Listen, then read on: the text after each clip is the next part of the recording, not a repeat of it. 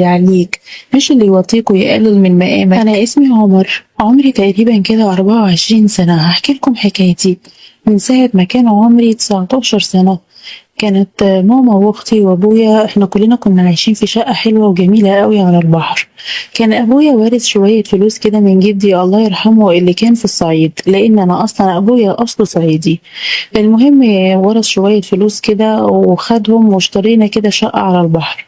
المهم ان جدي ده اعطى نصيب لابويا، وابويا اشترى الشقة اللي احنا عايشين فيها دلوقتي على البحر.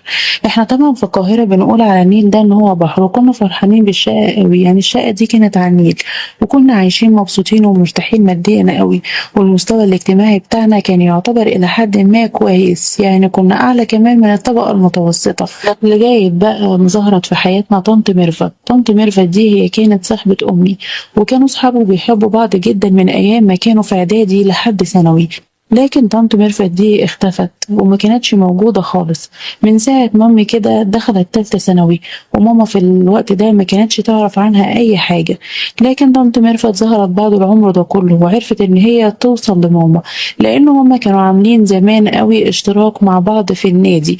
والنادي ده كانت امي بتروحه من وقت من هي كانت في الاعدادي، يعني كانت بتتدرب على السباحة والبوكسينج والباسكت بول والحاجات اللي زي دي. والنادي ده كان معروف وكبير في القاهرة ومشهور. وفعلا الصدفة جمعتهم بعد سنين كبيرة قوي، يعني بعد حوالي كده يجي 30 سنة. كان في الوقت دوت أنا عندي 19 سنة. أما طنط ميرفت جت وكان معاها بنتها اللي خلفتها، وبنتها دي كانت اسمها ميري. بنتها كان تقريبا عمرها كده 18 سنة.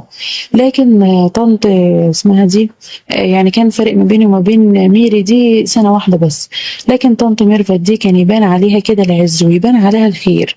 لما هي قعدت مع امي في النادي واتقابلوا مع بعض، يعني هم اول ما شافوا بعض طبعا بقى احضان. طبعا عارفين بقى اول ستات لما بيشوفوا بعض ما كانوش متخيلين ان هم يتقابلوا في يوم من الايام. فاول ما شافوا بعض بقى قعدوا يسلموا على بعض. المهم ان اللي عرفته بقى بعد كده من قعدتهم ان طنط ميرفت دي اتجوزت من واحد غني جدا، بس الشخص ده ما كانش مصري، والشخص ده اللي هي جوزته كان من دولة عربية. مع ان اهل طنط ميرفت دي يعني كانوا ناس غلابة. عارفين انتوا بقى الناس الغلابة اللي هم بيجوزوا عيالهم بقى الناس من دول بره، يعني علشان يدولهم فلوس وكده. بالظبط طنط ميرفت كانت من النوع ده، على الرغم ان اهلها كانوا حاجزين لها في نادي وكده، الا ان كانت حالتهم الماديه مش احسن حاجه. واللي سمعته كمان ان ابوها يعني كان طمعان انه يلهف شويه فلوس من ورا بنته دي عين. المهم طنط ميرفت دي سافرت وخلفت منه بنت، اللي هي البنت اللي اسمها ميري اللي عندها 18 سنه. كان عمر ميري اصغر مني بسنه.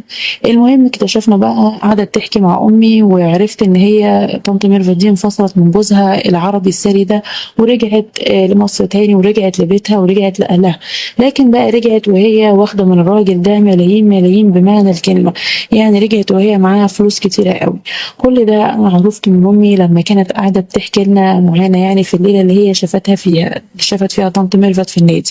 قعدت بقى تحكي لابويا على كل حاجه، وانا ساعتها كنت قاعد معاهم في الصاله وقاعد سامع كل الكلام اللي بيقولوه، وكنت سامع كلامهم. وكانت عماله تقول الخير اللي هي كانت فيه ده يا ترى جه ازاي، ده جوزها ده كان باين عليه غني قوي وكده، لدرجه ان هي كانت عازمه امي وعزماني على فيلتهم يعني في الشيخ زايد. عزمتنا مره علشان يعني تفرج امي على الفيلا اللي هي قاعده فيها. عرفت من امي ان طنط ميرفت دي من زمان قوي وهي من نوع البنات اللي هما بيحبوا المظاهر. عارفين البنات اللي بيحبوا يقولوا انا عندي ايه ويبينوا كده ان هما في حاله يعني سعاده وفي خير وكده. هي كانت طنط ميرفت كانت من النوع ده. ماما كانت بتقول كده لبابا، قلت لها طيب هي عازماك انتي؟ يعني جه مره كده وعزمتها مره تانية. فالمره التانية بقى انا ما حبيتش ان انا اروح، قلت لها هي عازماك انتي بلاش انا اروح يعني وكده، وانا كسلانه ومش قادره اروح، وانا ما ينفعش ان انا اروح لوحدي. فالمهم ماما قالت لي لا انت لازم تيجي معايا، لازم يعني تيجي، ده هي يعني ما عندهاش رجاله في البيت وكده وما تقلقش وما فيش اي مشكله. قلت لها لا لحد يتضايق من قرايبها ان انا باجي معاك. وقالت لا ده هي يعني قاعده وحدانيه كده في البيت، ولا انت لازم تيجي. المهم ان انا لاحظت ان امي مصممه ان انا اروح معاها. قلت لها ليه وكده، هو انت يعني لازم يعني تخليني اجي معاكي؟ قالت لي بص انت مش هتحاسبني ولا تقول لي اللي انا امرك بيه لازم تيجي، انت هتتكلم معايا كتير، ادخل يلا نام علشان الساعه 10 الصبح ان شاء